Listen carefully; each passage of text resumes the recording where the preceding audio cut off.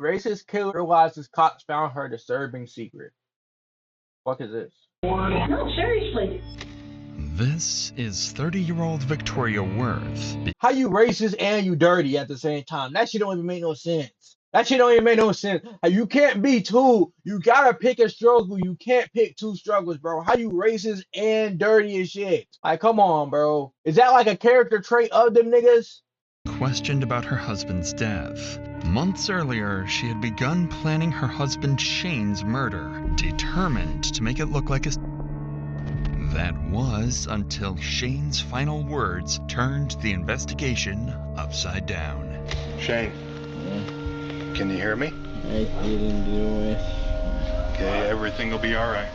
Victoria believed she had orchestrated the perfect murder, securing her husband's house, car, and fortune. But eventually, her arrogance would not only seal her fate, but also bring down That's crazy. Your last words, I didn't do it. I just wish you would get in an accident.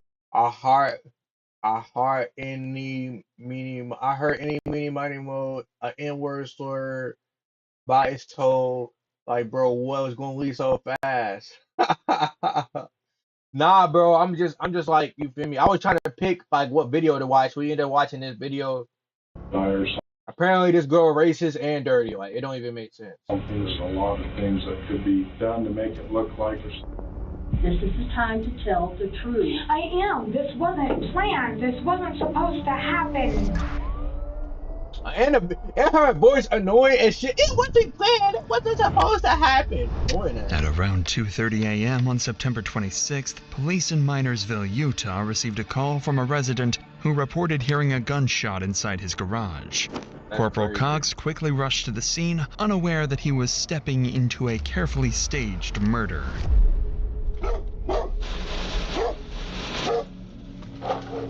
Hello!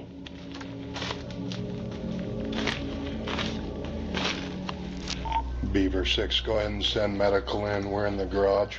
All right, man, I got some help coming for you. Got one maybe through and through braid. Okay. Through the chest, so we're gonna have to expedite some things here. One through and through in the chest. This is Shane Davis. He's still alive, but drifting in and out of consciousness. That's crazy. But before EMS could get him to the hospital, Shane managed to mumble something, a crucial detail that would become the first major clue in uncovering everything. Looks like he's walked out to here. Just keep talking to us, Shane. You'll be good. Shane, my name's Christine. I'm with the ambulance. If things go quiet, just keep going. We're just gonna roll you back, Shane, okay? Okay. He said he did not do it to himself. Okay. With Shane insisting he didn't shoot himself, detectives began to consider that this was not a self-inflicted act, but attempted murder. The officer counted 6 people in the house. While they were still seen as witnesses, their strange behavior and absence of a gun would soon raise suspicion. There's about 6 people in the house. Do you guys know Shane to own a pistol? He does own a pistol. Okay. It's in my room with him. I'm married to him. I don't see one out here anywhere, so I'm wondering where it's at. Nobody's seen a gun or anything like that. He's got a gunshot wound to his chest. As Shane fights for his life on the way to the hospital, detectives turn their attention to his wife, Victoria Worth. What officers don't realize is that Victoria's mind is fixed on a dark thought. If Shane dies, she would inherit his house, car, and fortune. With this twisted fantasy in mind, Victoria would go on to unwittingly reveal just how much she despised Shane. Is he gonna be okay? I'll tell you later. That's all I can say. Was Shane arguing with anybody tonight? Just a little bit with me over a stupid comment. Yeah. He's been drinking nonstop. He was driving and I told him to come home. He needed to stop his that is a fight that has come out quite a bit between the two of us, is drunk driving because of his ticket last time, which scares me. I have a 2-year-old daughter in the home, and the only comment I had made that if he entered the home that I would protect at any cost necessary for my daughter's sake. Sure. Victoria claims that she and Shane got into a heated argument earlier that day. She also brings up his bad habit of drinking and driving, almost as if to shift blame, although no one has accused her of anything yet. But with 5 other friends still in the house, 5 more potential suspects entered the picture. But this is when Victoria starts throwing out even more bizarre theories, further deepening the officer's suspicion that this wasn't a self-inflicted death at all. Guys, any reason for anybody to cause Shane any harm? Anybody that may be involved with this that we might want to look at? I don't know. He's got his fair share of enemies. Some people have issues with him because of him getting physical with me a while back in the past. He had left. He was drunk. I told him bring his ass home because last time he went out drunk driving, he ended up in jail. So guys, did anybody see Shane with a gun?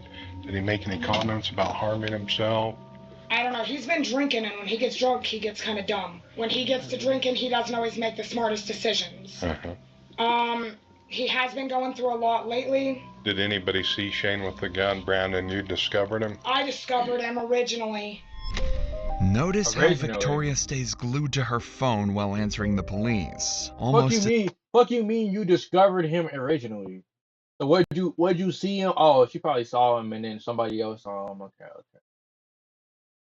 She's talking too, like, she's answering all the questions too crazy. Like, your husband just died in front of you, suicide, and you answering the questions so easy too, like, so easy, like, getting them back and forth, like, no delay, no nothing. She's not crying. This the father of your kids, and you're not crying a little bit. Why would you even want this dirty ass house, bro? There's trash bags all over the floor and shit. Fucking McDonald's cup, fucking Pepsi cup. This video old as shit too. This old ass Pepsi logo. As if she's reading from a script. With each claim, she further damages Shane's reputation, portraying him as an abusive husband with many enemies. Corporal Cox is struck by the housemates' matching lack of reaction, completely unfazed by their friend being shot in the chest. But as the officers start analyzing the crime scene, they uncover a clue that turns the residents from witnesses into prime suspects. There's blood all the way around to the corner. Yeah, look at this. Here. He's come out to this point. Or tried to enter to this point. I don't see anything past here, Kai. What do they have to say? Anything? Did you talk to him? Yeah, I talked to his wife. She says it was just him and her arguing. And that he's been drinking all day. A trail of blood led from the garage into the kitchen, suggesting Shane Davis was either moved after being shot or had tried to escape, casting serious doubt on Victoria's version of events. Detectives pressed on, unaware that everyone but them knew who had shot Shane and why the gun was still missing. Well, I don't know how well you guys know him, but he scares the living hell out of me. Since I do have a 2-year-old in my home, I will do whatever it takes in my power to protect my daughter at any cost necessary. Now, you said Shane did have a pistol, from what you told me earlier. He has a pistol. It's in my room. I can actually show it to you. Yeah, just take me where and I'll look at it if you don't mind. Yeah, we do have... He has his own gun, and I have a rifle. Okay. So, they're both in here. Is that the only 2 firearms in the house? Yeah, his is right there. Okay. So that's his. Set that right there. And I have a rifle, which is... God damn, under the bed, just like that. Okay, we can leave it right there. God damn. Under the bed with the scope on that bit. Bro, this room is dirty as shit. They house dirty as fuck. Why would you even want to kill a nigga over this shit? Like, that's fine. What caliber? 7mm 08. Neither of these have been fired. And these are supposedly the only 2 in the home. We may have a shooter somewhere. Cox examined the rounds in each gun and concluded that none had been fired. With this revelation, the detectives returned to question the residents, unaware that Victoria was about to accidentally reveal a crucial piece of information pointing directly to the shooter.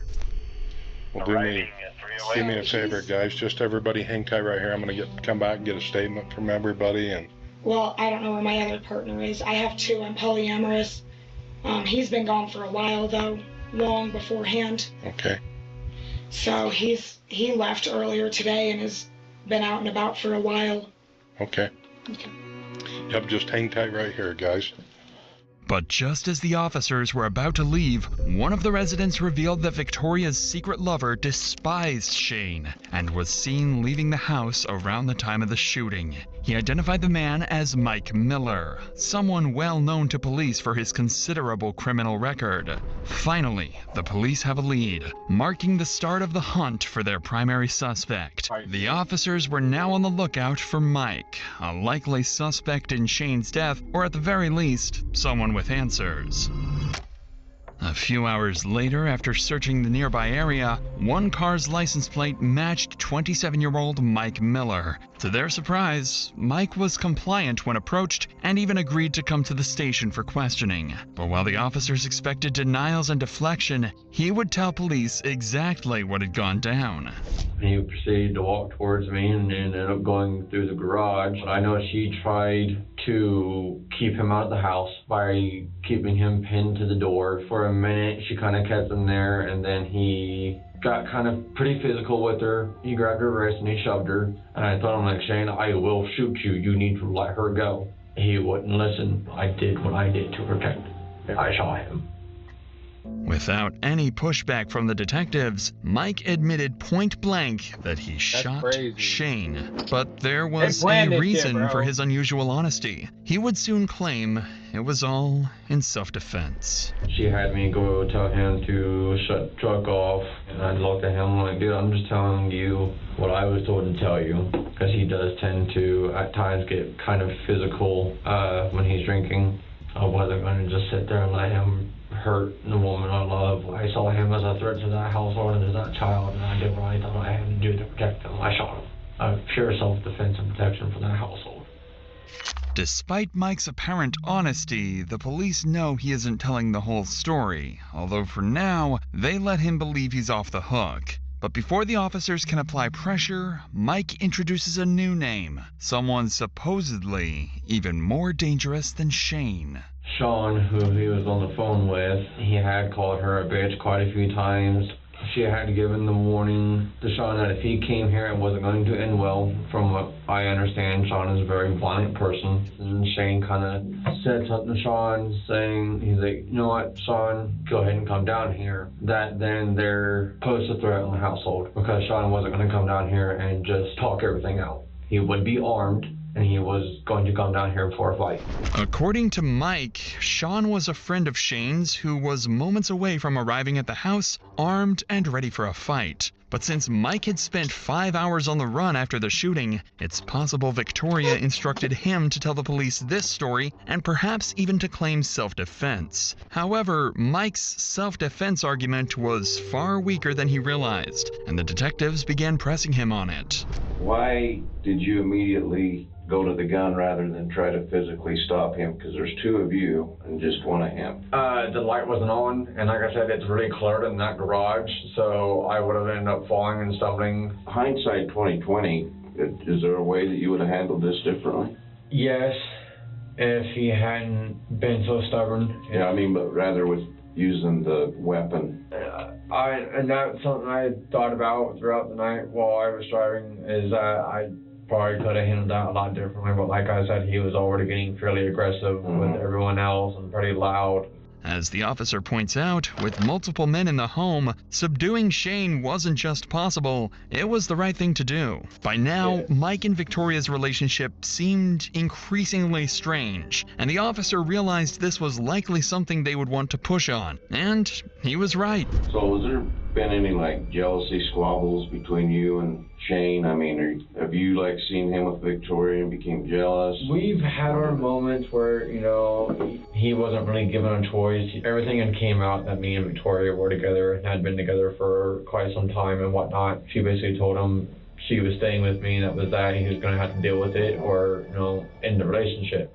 Just as the officer suspected, jealousy and rage explained Mike's actions far better than self-defense. With their primary suspect now in custody, devastating news arrived from the hospital. Shane had passed away. As Mike prepared to be charged with manslaughter, Victoria believed her brilliant plan had succeeded and that she had outsmarted the police. But little did she know, her arrogance would eventually catch up with her. It's now 1 month after Shane's death, and Victoria is still living in his house, driving his car, and carrying on as if nothing had happened. That's She crazy. frequently visits Mike in jail and writes Facebook posts about how much she misses Shane. It seems that fateful night was behind her, and Victoria was free to live her dream life. But that was until something completely unexpected happened.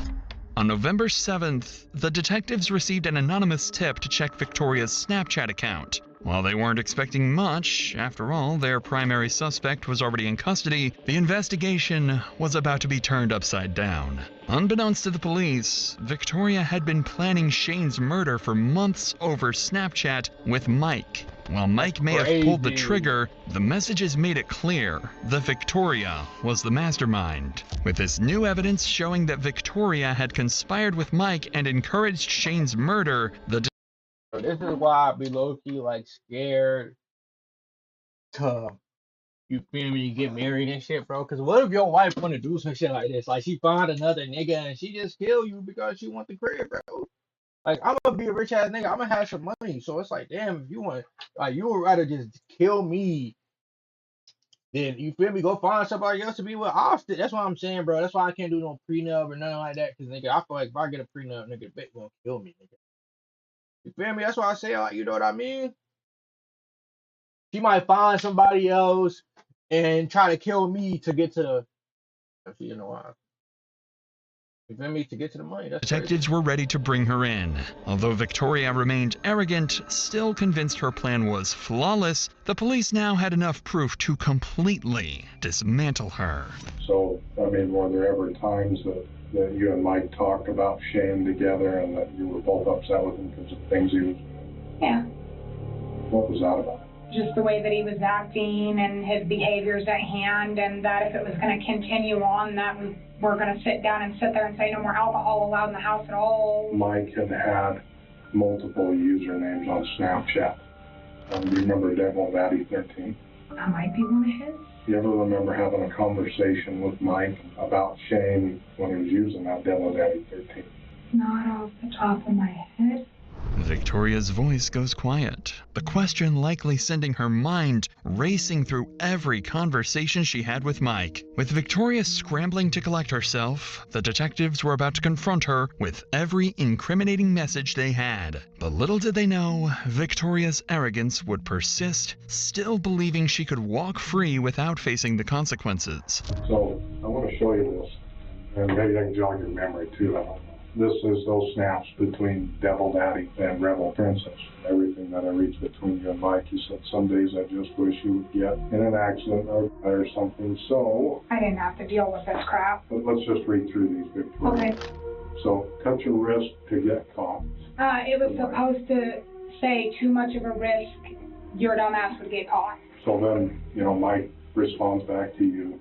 It can be done if done right, and it wouldn't be hard to do. And then you responded back to him saying, yeah, not without getting caught or guilty. And that's where I'm sitting here trying to convince him, like, no, you're not doing this. One, you're going to get caught. Two, you're going to feel hella guilty about shit. So then, again, Mike to you, getting caught wouldn't be an issue. Going doesn't carry guilt with me. One person has no hold on me. Mike reports back to you there's a lot of things that could be done to make it look like natural causes based off his depression and all that's going through his head. I've done it with my dad before, not enough to kill him, but enough to get a point across and make a difference. To the point, and if he dies, he can't defend himself. We can all say he's been acting hella different. The right story by everyone can dismiss it all, and then you say, And she going to jail, nigga. And she going to jail off that shit, bro. That's what it is right there. The eye chat, I'ma see y'all niggas. Wouldn't want to be y'all niggas at all. Peace, love.